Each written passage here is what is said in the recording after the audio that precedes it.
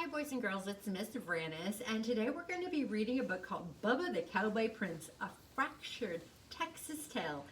It's by Helen Ketterman and it's illustrated by James Warhala. And today we're going to be talking about fiction books and what fiction books are. And of course, fiction books are stories that are made up, imaginary, or pretend. And we remember that all fiction books here in the library are shelved in alphabetical order by the first three letters of the author's last name. So we see here that it's on there's an E there, of course, that's the everybody section, that's the short shelves. That's kind of like the neighborhood it lives in. And then we see the first three letters of the author's last name, and that is K-E-T. So we know that it lives on the K shelf. So that's the address. The E is kind of like the neighborhood, that's the everybody section.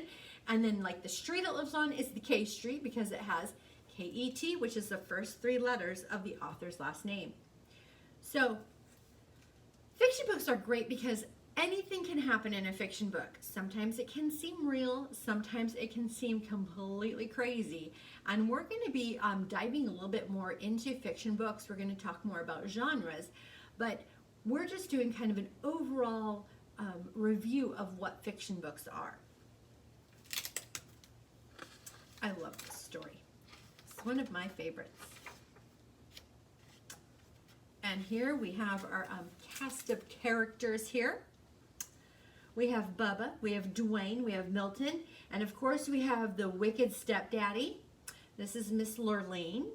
And this is going to sound very familiar, so if it's starting to sound a little bit familiar, we'll talk at the very end and see if you can figure out what story this is like.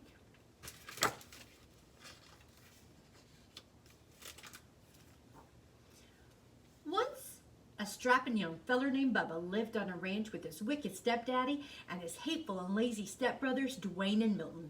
Bubba's stepdaddy spoiled Dwayne and Milton to no end, but Bubba worked from sunup to sundown doing chores of 3 ranch hands.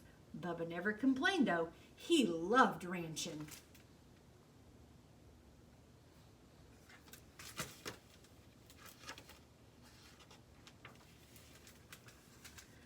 Dwayne and Milton spent their days on horseback, bossing Bubba around.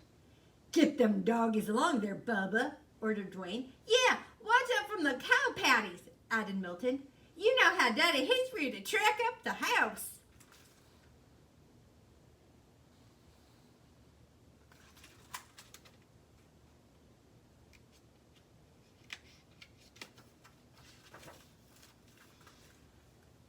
Now, Miss Lurleen, who lived down the road a piece, was the prettiest and richest gal in the county.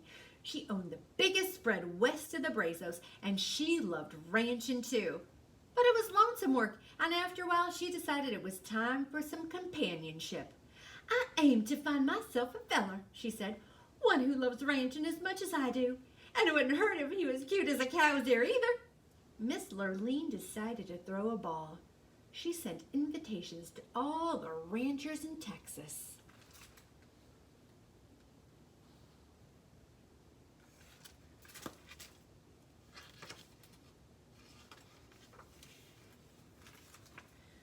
Soon, the day of the ball arrived. Milton and Dwayne spent all day getting gussied up in their finest duds. Bubba about ran himself ragged waiting on them. "Bubba," shouted Dwayne, "fetch my bully tie." "Bubba," shouted Milton, "get my boots polished." "Bubba," shouted his wicked stepdaddy, "brush them horses and wash that wagon."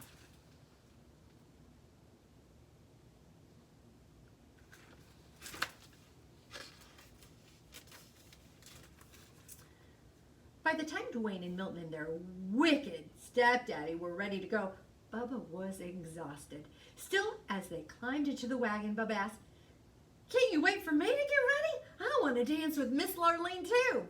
Dwayne and Milton and their wicked daddy hooted and hollered. "Well, you're sorrier than a steer in a stockyard," said Dwayne. "Can you imagine Miss Lurleen dancing with the likes of you?" said Milton. "Miss Lurleen wouldn't even wipe the dirt clods off her boots with that raggedy shirt of yours, and you smell more like the cattle than the cattle do."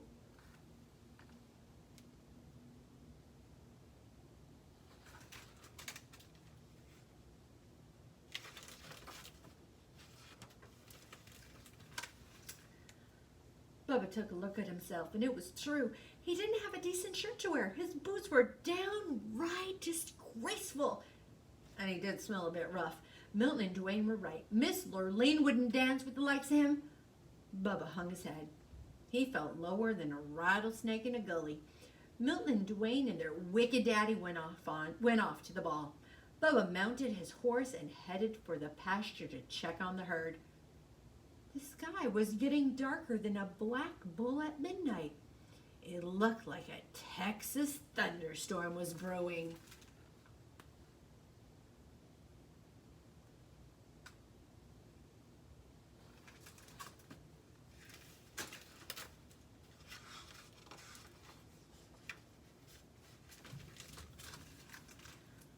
Bubba had just arrived at the cow pasture when a bolt of lightning struck, knocking him off his horse.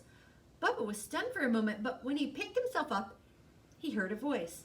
"Go to the ball, Bubba," said the voice. Bubba looked around. No one was there except him and the cows.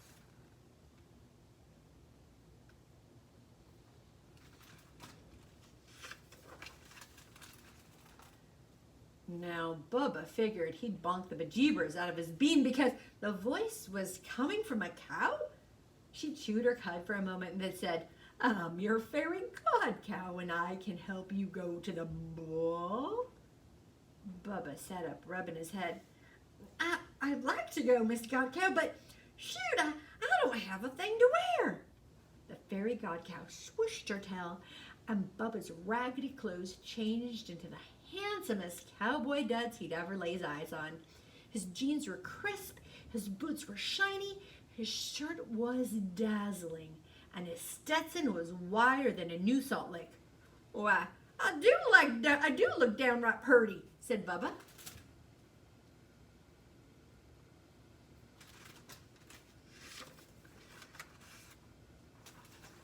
The fairy god cow swished her tail again, and a nearby steer turned into the most beautiful white stallion Bubba had ever seen. "Now you go off to the ball, Bubba, and have a good time dancing with Miss Lurleen, but you better be home by midnight, 'cause that's when the magic runs out." "Yahoo!" shouted Bubba as he jumped on his white horse and galloped off to the ball.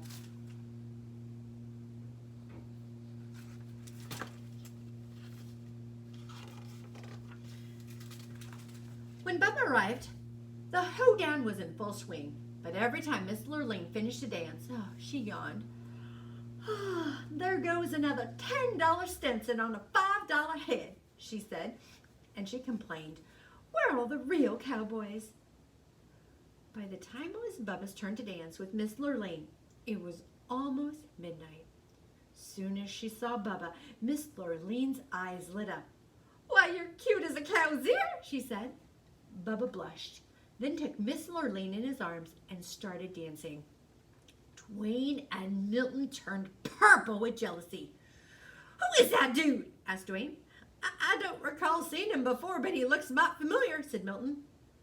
"Do something," said the wicked stepdaddy. "This cowboy is winning Miss Lurleen's heart."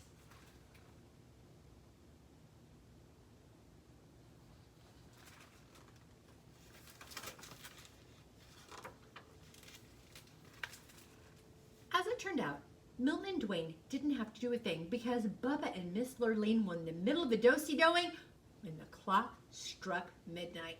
Suddenly, Bubba's fine duds turned into dirty rags that he usually wore around the ranch. He looked sorry and he smelled even worse. "What's that awful smell?" asked Milton. "Why, it's Bubba!" shouted Dwayne. Bubba turned 14 shades of red, apologized to Miss Lurleen, and ran out of the room. "Wait!" she yelled, chasing after him.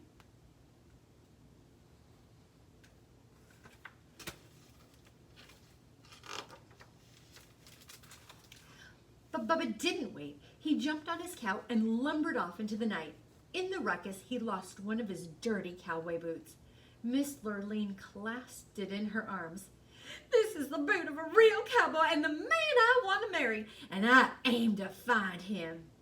Miss Lurleen went back inside, and though she had asked everybody at the ball, Nobody knew who this mysterious cowboy was. Nobody except Dwayne and Milton and their wicked daddy, that is. But they weren't talking.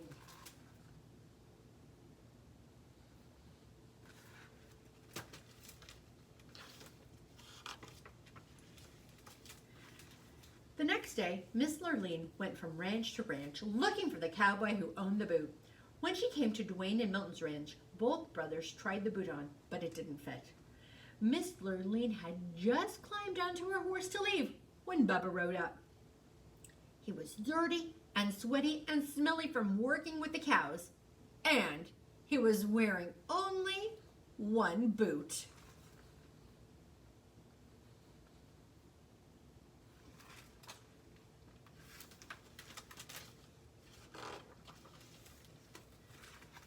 Miss Lurleen jumped off her horse and ran over to Bubba. "Try this on," she cried. Bubba took his dirty old boot and put it on. "Much obliged, ma'am," he said, blushing. It fit perfectly. "You're my prince and cowboy boots," shouted Miss Lurleen. "I'd recognize that smell anywhere. Marry me, cowboy, and help me work on my ranch." Dwayne and Milton and their wicked daddy threw chicken fits.